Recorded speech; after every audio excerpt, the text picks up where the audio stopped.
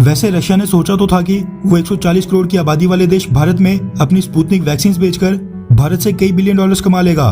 इसके लिए उसने भारत में अपनी दोनों वैक्सीन लॉन्च की थी, डबल डोज स्पुतनिक वी और single dose Sputnik light vaccine. हालांकि स्पुतनिक वी वैक्सीन को तो भारत में अप्रूवल मिल भी गया था, जबकि स्पुतनिक लाइट वैक्सीन के अभी भी भारत में 3rd फेज के ट्रायल्स चल रहे हैं। मगर क्योंकि भारतीय सरकार ने अपनी वैक्सीनेशन ड्राइव के लिए एस्ट्राजेनेका के इंडियन वेरिएंट कोविशील्ड और भारत बायोटेक की कोवैक्सीन को चुना था, यानी रशिया की स्पुतनिक वी वैक्सीन को इसमें इंक्लूड नहीं किया था, उसकी वजह से स्पुतनिक वी वैक्सीन भारत में कुछ खास नहीं बिक पाई है। हालांकि ये बात भी सच है कि स्पुतनिक वी वैक्सीन को भारत के कई सारे प्राइवेट हॉस्पिटल्स भी लगवा रहे थे, लेकिन दिक्कत की बात यह है कि भारतीय सरकार की जो फ्री वैक्सीनेशन ड्राइव है वही आज की डेट में इतनी तेजी से चल रही है कि भारतीय नागरिकों को कोविड-19 की वैक्सीन के लिए प्राइवेट हॉस्पिटल्स में जाकर पैसे खर्चने की जरूरत ही महसूस नहीं हो रही है। भारत की गरीब जनता तो प्राइवेट हॉस्पिटल्स में स्पुतनिक वी वैक्सीन के काफी महंगे होने के कारण नहीं लगवा रही थी, और कई सारे लोगों ने इस डर से स्पुतनिक वी वैक्सीन नहीं लगवाई क्योंकि इसको World Health Organization, WHO, America, Britain समेत कई सारे वेस्टर्न देशों ने अभी तक अप्रूवल नहीं दिया है। कॉस्ट फैक्टर के साथ साथ बहुत ही हद तक पॉसिबल है कि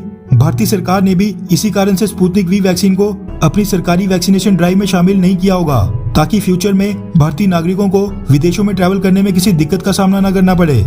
मगर दूसरी तरफ रशिया भारत में अपनी स्पुतनिक वैक्सीन के लॉन्च को लेकर काफी ज्यादा एक्साइटेड था। रशिया ने भारत में अपनी स्पुतनिक वी और स्पुतनिक लाइट वैक्सीन की प्रोडक्शन के लिए डॉक्टर रेड्डी लैब समेत कई सारे इंडियन वैक्सीन मैन्युफैक्चरर्स के साथ डील साइन करके भारत में वैक्सीन प्रोडक्शन शुरू भी कर दी थी, जिसके बाद रशियन वैक्सीन के लाखों डोज भारत में स्टॉक हो गए थे।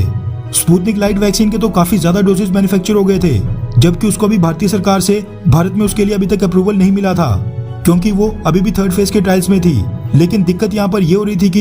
ये जो रशियन वैक्सीन भारत में मैन्युफैक्चर कर ली गई थी, इनकी 6 महीने की शेल्फ लाइफ अब धीरे धीरे खत्म होने की कगार पर आ गई थी, और ये वैक्सीन बहुत ही जल्द एक्सपायरी डेट की तरफ बढ़ रही थी।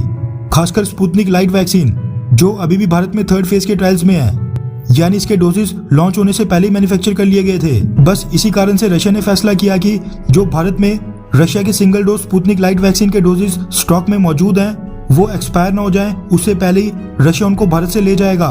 क्योंकि भारत से एक भी वैक्सीन एक्सपोर्ट करने के लिए भारतीय सरकार की परमिशन चाहिए होती है, इसलिए स्पुतनिक लाइट वैक्सीन भारत से रशिया ले जाने के लिए रशियन अथॉरिटीज ने भारतीय सरकार से परमिशन मांगी थी, जो कि अब भारतीय सरकार ने दे दी है। रिपोर्ट्स के मुताबिक भारत की हेटेरो बायोफार्मा लिमिटेड नाम की फार्मास्यूटिकल कंपनी जो भारत में स्पुतनिक लाइट वैक्सीन मैन्युफैक्चर कर रही थी, उसको भारतीय सरकार ने स्पुतनिक लाइट वैक्सीन के 40 लाख डोजेस रशिया को एक्सपोर्ट करने की परमिशन दे दी है। यानी रशिया भी स्पुतनिक लाइट वैक्सीन के डोजेस भारत से रशिया ले जा सकता है। इसके लिए भारत में रशियन एम्बेसडर निकोले कुदाशेव भी भारतीय सरकार से काफी दिनों से आग्रह कर रहे थे कि